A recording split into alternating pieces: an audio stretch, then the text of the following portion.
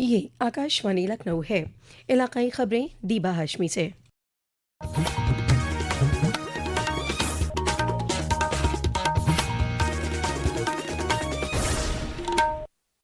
वज़ीर आज़म नरेंद्र मोदी ने कहा है कि ऑपरेशन सिंदूर के दौरान हमारी फ़ौज ने जो जज्बा और हिम्मत का मुज़ाहिरा किया है उसने हर हिंदुस्तानी का सर फ़ख्र से बुलंद कर दिया।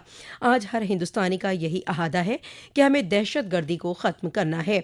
वज़ीर आज़म आज आकाशवाणी से मन की बात प्रोग्राम के ज़रिए आवाम से खिताब कर रहे थे। अपने खिताब में उन्होंने कहा, ऑपरेशन सिंदूर सिर्फ एक सैन्य मिशन नहीं है, ये हमारे संकल्प, साहस और बदलते भारत की तस्वीर है। और इस तस्वीर ने पूरे देश को देशभक्ति के भावों से भर दिया है, तिरंगे में रंग दिया है। हमारे जवानों ने आतंक के अड्डों को तबाह किया, यह उनका अदम्य साहस था। और उसमें शामिल थी भारत में बने हथियारों, उपकरणों और टेक्नोलॉजी की ताकत। उसमें आत्मनिर्भर भारत का संकल्प भी था। हमारे इंजीनियर्स, हमारे तकनीशियन, हर किसी का पसीना इस विजय में शामिल है।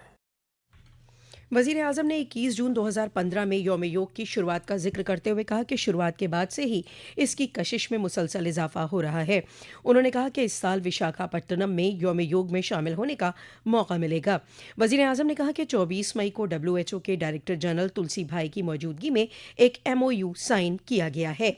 उन्होंने कहा, इस एग्रीमेंट के साथ ही international classification of health interventions के तहत एक डेडिकेटेड ट्रेडिशनल मेडिसिन मॉड्यूल पर काम शुरू हो गया है। इस पहल से आयुष को पूरी दुनिया में वैज्ञानिक तरीके से अधिक लोगों तक पहुंचाने में मदद मिलेगी। अपने खिताब में वज़ीर आज़म ने गुज़िश्ता दिनों हुए खेलो इंडिया गेम्स का जिक्र करते हुए कहा कि उसमें अलग अलग कैटेगरी में मैच हुए और पूरे हिंदुस्तान से वहां पहुंचे एथलीट्स की तादाद 5,000 से भी ज़्यादा थी। वेट लिफ्टिंग मुकाबले में उन्होंने उत्तर प्रदेश के तुषार चौधरी के शानदार मुजाहरे का भी जिक्र किया। एथलेटिक्स में उत्तर प्रदेश के कादिर खान और शेख जीशान के बेहतरीन मुजाहरे को भी वज़ीर आज़म ने सताइश की। वज़ीर आज़म ने मधुमक्खी पालन का भी जिक्र करते हुए कहा कि शहद प्रोडक्शन में तकरीबन 60% का इजाफा हुआ है। उन्होंने कहा कि हनी प्रोडक्शन और एक्सपोर्ट में हम दुनिया की सफ़े अव्वल के मुमालिक में आ चुके हैं और इस पॉजिटिव इम्पैक्ट में राष्ट्रीय मधुमक्खी पालन और शहद मिशन का खुसूसी रोल है। उन्होंने कहा कि उत्तर प्रदेश में भी हज़ारों ख़वातीन और नौजवान अब हनी कारोबारी बन चुके हैं।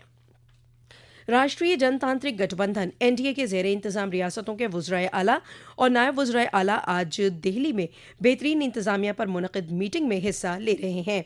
वज़ीर आज़म नरेंद्र मोदी मीटिंग की सदारत कर रहे हैं। भारतीय जनता पार्टी के सदर जगत प्रकाश नड्डा, वज़ीर दाखिला अमित शाह और वज़ीर दिफा राजनाथ सिंह भी मीटिंग में मौजूद हैं। हिंदुस्तान हुकूमत के वज़राए खेल के तय आने वाले हिंदुस्तानी खेल अथॉरिटी ने आज फिट इंडिया मुहिम के तहत संडेज ऑन साइकिलिंग का इनेकाद किया।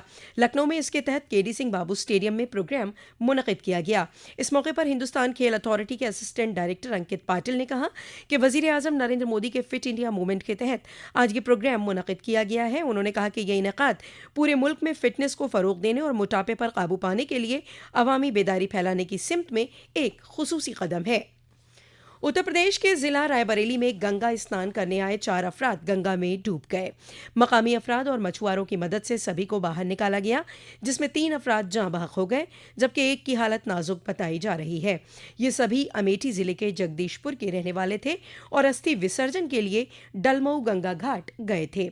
खबर मिलने पर पहुंची पुलिस ने लाशों को कब्जे में लेकर जख्मी को अस्पताल दाखिल करा दिया है। उत्तर प्रदेश के वज़ीर आला योगी आदित्यनाथ ने हादसे की जानकारी लेते हुए मरने वालों के लवाहिकीन के तई रंज का इजहार किया है।